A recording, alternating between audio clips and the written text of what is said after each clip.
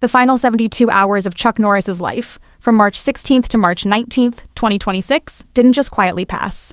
They unfolded like a deeply human masterpiece, revealed through intimate, emotional accounts from his wife Jenna, their children, close friends, lifelong martial arts brothers, and the medical team who never left his side in Kauai, Hawaii. What emerged from these testimonies wasn't simply the story of a man nearing the end. It was something far more profound. A living testament to unbreakable faith, quiet but unshakable strength, and a love so fierce, so intentional, it seemed to challenge the very idea of goodbye itself.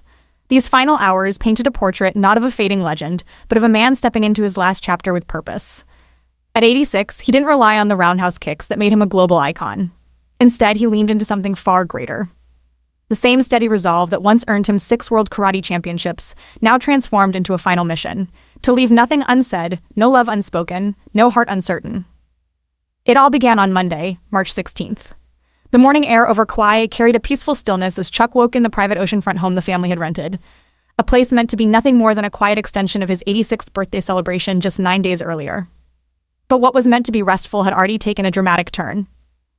The day before, he had been rushed to the hospital after what doctors described as an unidentified medical event. The situation had been serious, uncertain. Yet somehow, by that morning, something extraordinary had taken hold. Jenna would later describe it as nothing short of miraculous. Her voice steady but heavy with emotion, she recalled how Chuck sat up, locked eyes with her with that unmistakable steel blue gaze fans remembered from Walker, Texas Ranger, and said with quiet authority, "Jenna, honey, we're not done talking yet. Get the kids here." All of them. Despite the fatigue that had slowly crept into his body over the past year. The kind that even a man who once joked, "I don't age, I level up," couldn't fully outrun. His mind had returned with startling clarity. It wasn't just awareness. It was presence. Sharp, intentional, almost luminous. The doctors observing him recognized it immediately, though few had ever seen it at this level. They called it terminal lucidity. That rare and mysterious phenomenon where the mind rallies one last time before the end. But even that clinical term felt too small for what they were witnessing. As Dr. Michael Harland later explained quietly to the family, "In 30 years of practice, I've seen this only a handful of times, but never like this. Chuck wasn't just awake. He was fully here. It felt like he was guiding the moment, like he was giving all of you permission to let him go on his terms." By late Monday afternoon, the house overlooking the Pacific was no longer quiet. It was filled with family. Drawn together with urgency, love, and something they couldn't quite name. Sons Mike and Eric arrived from Texas. Daughters Dakota and Dina Lee came in from California with their spouses and children. Even extended family members, people who hadn't all stood in the same room for years, made their way there. What they expected to find was a fragile man recovering from a scare. What they found instead stopped them in their tracks. Chuck was sitting upright in his favorite oversized leather chair on the lanai. The ocean breeze moved gently through his silver hair. He wore the same simple black t-shirt he had favored for decades when he wasn't in front of cameras. There was nothing dramatic about the scene, except the undeniable presence he carried. Mike Norris would later recall the moment with a voice that struggled to hold steady. He looked at me, smiled that slow, half-cocked grin. The one that always meant something was coming. And said, "Son, come here. We've got some rounds to go." What followed was not small talk. It was 3 uninterrupted hours of truth, memory, and connection.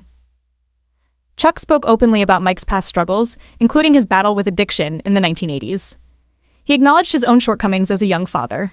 The time lost to film sets, tournaments, and a career that demanded everything. He apologized without hesitation. But he didn't stop there. He reached back into moments long forgotten, like the exact day Mike first broke a board at 7 years old. "I remember thinking my heart might burst out of my chest," Chuck told him. "I was that proud." Each child received that same kind of attention. Undivided, deeply personal, and impossible to forget. Eric sat with his father into the evening, listening to stories of their early training days in California. When discipline was learned through bruised knuckles and long hours, and laughter followed every hard-fought sparring match. Chuck looked at him and said something that stayed long after the moment passed. "I'm prouder of your quiet strength than any belt you ever earned." Dakota and Dina Lee, the twins who had grown up watching their father balance global fame with deeply rooted faith, described their conversations as overwhelming in the best way. It felt like receiving decades of wisdom in a single afternoon. Chuck pulled out his phone, scrolling through old photos of them as toddlers on the set of Walker. He paused on each image, telling stories they barely remembered. Then he looked at them and said, "Girls, You're the reason I kept going when the world tried to break me. Real power isn't in the kick. It's in the love that never quits.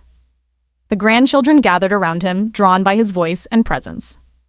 He told them stories of his own childhood in Oklahoma. Of poverty, struggle, and the faith that carried him through it all. He spoke of Vietnam, of personal losses, of victories that meant less than the lessons behind them. And through it all, there was a single thread tying everything together. Purpose. As evening settled, Chuck asked Jenna to bring out the worn leather-bound Bible he had carried since the 1970s. Together, they read from Proverbs and Psalms, the same passages he had quoted between takes on film sets, the same verses that had shaped his worldview. He paused often, turning to Jenna with a softness that spoke louder than any words. "You've been my Proverbs 31 woman since the day I met you," he told her. He thanked her for surviving the health battle that nearly took her years ago, for raising their children with faith at the center, for loving him when the world only saw the legend. "Our life together, that was my greatest victory," he said. "That was my strongest fight against darkness." Tuesday, March 17th arrived, and with it came something even more unexpected. Energy. Real, visible energy. He ate breakfast. Scrambled eggs and toast, his favorite simple meal. He spoke clearly, moved with intention, and left even the medical team quietly stunned. That morning, he reached out to the people who had walked beside him through different chapters of his life. His brother Aaron. Former co-stars from Walker, Texas Ranger. Friends who had become family. To each one, he offered the same message. Gratitude, brotherhood, and truth. "The real fight isn't on screen," he said again and again. "It's in the heart." One call stood out above the rest. A former martial arts rival from the 1960s. The conversation began with laughter, stories of old tournaments, and fierce competition. But then Chuck's tone shifted. "I never hated you," he said. "We were just two men trying to be the best we could be. If I ever made you feel less, forgive me." On the other end of the line, the man broke down completely. Later that afternoon, Chuck insisted on walking along the beach behind the house. Slowly, carefully, with Jenna's arm linked through his. The grandchildren ran ahead, collecting shells, their laughter echoing against the sound of waves. Chuck stopped at one point, looking out over the endless Pacific. "I've faced a lot in my life," he said quietly. "But the only thing that ever scared me was leaving any of you unsure of my love. Today, I'm fixing that." Back at the house, he asked for his guitar. It wasn't something he often played publicly, but within the family, it carried meaning. He began strumming softly, singing hymns with a voice that still held a trace of that Texas warmth. The family gathered close. Some singing along, others simply listening through tears. It wasn't a performance. It was a moment. One that would stay with them forever. As night fell, his body began to show signs of fatigue again, but his spirit remained unshaken. He gathered everyone into a circle and spoke to each person individually, offering guidance, encouragement, and love that felt both final and eternal. When he reached Jenna, he held her hand for a long moment and said, "You've been my best partner in every fight. When I'm gone, keep living loud for both of us." Wednesday, March 18th. The final full day of consciousness began before sunrise. Chuck asked Jenna to help him write letters to each grandchild. His hands had grown weak, the pen heavy, but his determination never wavered. Message by message, he dictated words filled with faith, strength, and love. He refused to stop until every letter was written, sealed, and placed in her care. Between moments of exhaustion, he reflected on their life. Not the fame, not the spotlight, but the quiet moments. Backyard barbecues. Sunday mornings. Sitting on the porch, watching the sun go down. Those were the real victories, he said. Friends arrived throughout the day. People who had rushed to be there after hearing the news. A former co-star sat beside him, sharing memories of long shoots and hard-earned camaraderie. Chuck smiled and told him, "We fought the good fight together. Now it's your turn to keep the light on." A young martial artist he had mentored visited as well. When he left, he was visibly changed. Chuck had told him, legacy isn't measured in belts or fame. It's measured in lives you change. As the sun dipped below the horizon, Chuck's breathing became heavier, more labored. Yet his eyes remained clear, focused. present. He gathered his family one final time, speaking of the future of faith, of trust. "I'm not afraid," he said. "This is just another round, and I know who's in my corner." That night was filled with quiet hymns, whispered prayers, and hands held tightly. By early Thursday morning, March 19th, the moment everyone had been preparing for had arrived. His vital signs began to decline, but the room was filled not with fear, but with peace. Family members took turns sitting beside him, reading scripture, sharing memories, holding his hand. Jenna never left. She leaned close, whispering softly, "You fought the good fight. It's okay to go home." At 9:47 a.m., Chuck opened his eyes one last time. Slowly, deliberately, he looked at each face surrounding him, as if committing them to memory.